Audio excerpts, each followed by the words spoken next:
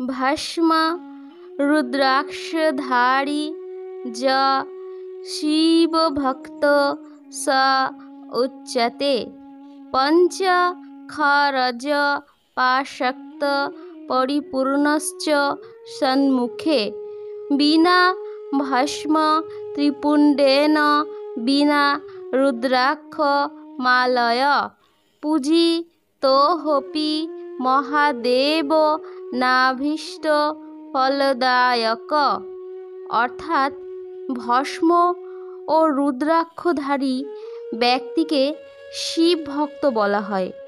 যে ব্যক্তি ভস্ম ও রুদ্রাক্ষ ধারণ করে শিব বিগ্রহের সামনে এই পঞ্চাক্ষর ওম নমঃ শিবায় মহামন্ত্র জপ করেন, তিনি পরিপূর্ণ শিব ভক্ত।